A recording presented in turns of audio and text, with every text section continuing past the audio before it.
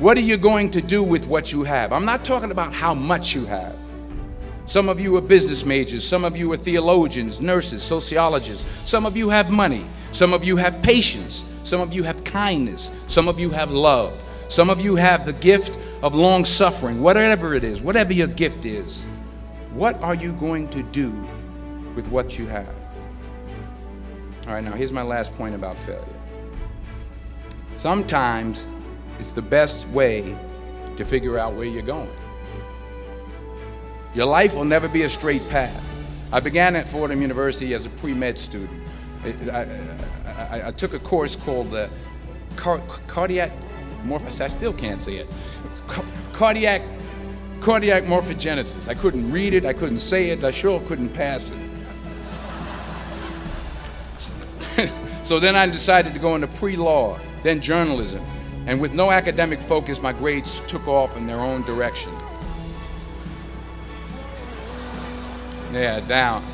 I was a 1.8 GPA one semester, and the university very politely suggested that it might be better to take some time off. I was 20 years old. I was at my lowest point. And then one day, and I remember the exact day, March 27th, 1975, I was helping my mother in her beauty shop. My mother owned a beauty shop up in Mount Vernon. And there was this older woman who was considered one of the elders in the town. And I didn't know her personally, but I was looking in the mirror, and every time I looked at the mirror, I could see her behind me, and she was staring at me. She just kept looking at me. Every time I looked at her, she kept giving me these strange looks. So she finally took the dryer off her head and she said something I'll never forget.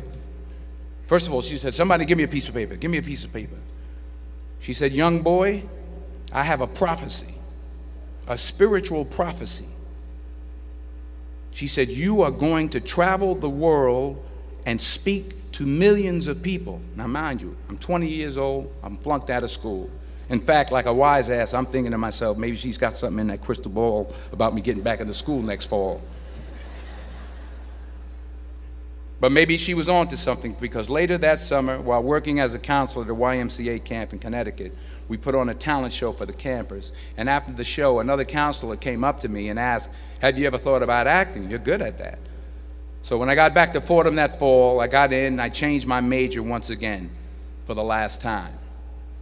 And in the years that followed, just as that woman prophesied, I have traveled the world and I have spoken to millions of people through my movies. Millions who up till this day couldn't see me, who up till this day I couldn't see while I was talking to them, and they couldn't see me. They could only see the movie. They couldn't see the real me. But I see you today, and I'm encouraged by what I see. And I'm strengthened by what I see. And I love what I see.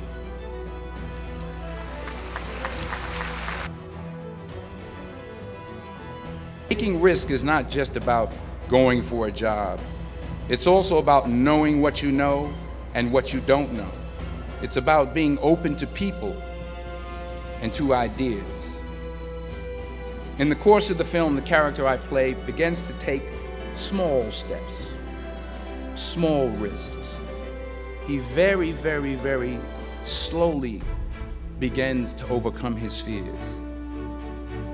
And I feel ultimately his heart becomes flooded with love. And I can't think of a better message as we send you off today. To not only take risks, but to be open to life, to accept new views, and to be open to new opinions. To be willing to speak at a commencement at one of the best universities in the country, even though you're scared stiff. While it may be frightening, it will also be rewarding. Because the chances you take, the people you meet, the people you love, the faith that you have, that's what's going to define you. So members of the class of 2011, this is your mission. When you leave the friendly confines of Philly, never be discouraged, never hold back, give everything you got. And when you fall throughout life, and maybe even tonight after a few many glasses of champagne, Remember this. Fall forward.